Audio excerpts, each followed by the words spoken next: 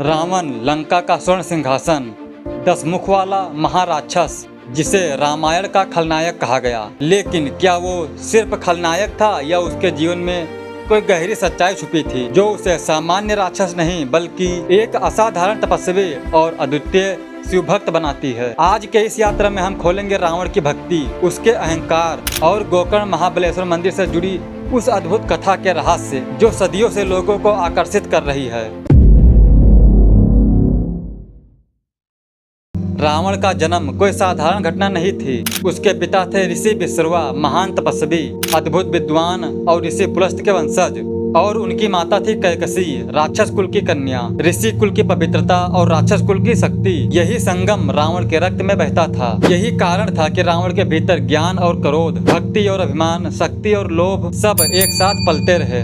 कहा जाता है कि रावण 64 से भी अधिक विद्याओं का ज्ञाता था। ज्योतिष शास्त्र में उसकी गहरी पकड़ थी। आयुर्वेद में उसने रावण संहिता लिखी जो आज भी विद्यमान है। संगीत में उसने भगवान शिव के लिए राग और स्रोत रचे। शिव तांडव स्रोत उसकी ही देन है। तंत्र मंत्र वेद शास्त्रों पर उसकी पकड़ इतनी गहरी थी कि देवता भी उसके ज्ञान की प्रशंसा करते थे। उसके 10 मुख केवल शक्ति के प्रतीक नहीं थे, वे 10 दिशाओं में फैले ज्ञान के प्रतीक थे। रावण का जीवन महादेव की भक्ति से जुड़ा था। उसने अपने रक्त से शिव जी की पूजा की, यहाँ तक कि उसने अपने सर को काटकर भगवान शिव के चरणों में अर्पित कर दिया। हर बार जब उसने अपना सिर काटा तो एक नया सिर उत्पन्न हो जाता। महादेव ने उसकी भक्ति देखकर उसे वरदान दिए, दिव्य अस्त्र दिए और उसकी तपस्या स्वीकार किए। लेकिन रावण की भक्ति में एक छुपा हुआ अभिमान भी था जो आगे चलकर उसके पतन का कारण बना। कहा जाता है कि एक बार महादेव ने एक दिव्य महल बनवाया, एक ऐसा महल जो स्वर्ग से भी भव्य, मणि मोती से अलंकृत और कल्प वृक्षों से सुसज्जित था। गृह प्रवेश के लिए भगवान शिव ने रावण को बुलाया। रावण ने अपने मंत्र उच्चारण से ऐसा यज्ञ रचा कि ब्रह्मांड गूंज उठा।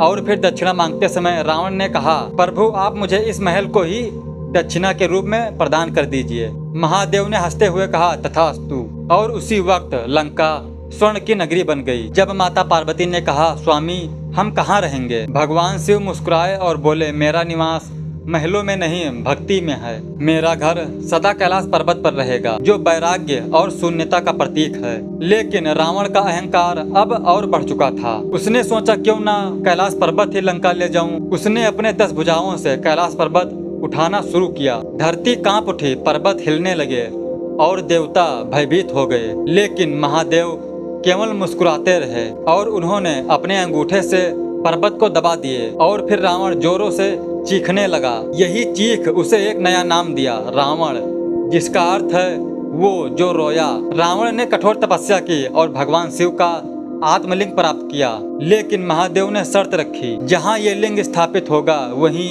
ये स्थिर हो जाएगा। तब फिर देवताओं ने भयभीत होकर भगवान विष्णु से मदद मांगी और फिर भगवान विष्णु ने गणेश जी को भेजा। गणेश जी बालक रूप में प्रकट हुए और आत्मलिंग को धरती पर रख दिए और वो आत्मलिंग वहीं स्थिर हो गया। और आज वही स्थान कर्नाटक का गोकर्ण महाबलेश्वर मंदिर है। कहा जाता है कि जब भगवान शिव ने आत्मलिंग को स्थापित किया तब धरती की आकृति गाय के कान जैसी थी, इसीलिए इसका नाम पड़ा गोकर्ण। यहाँ के दर्शन को दक्षिण काशी के समान माना जाता है। यहाँ पे भक्त लोग भूमि स्पर्श दर्शन करते हैं क्योंकि लिंग का बड़ा हिस्सा धरती के भीतर समाहित है।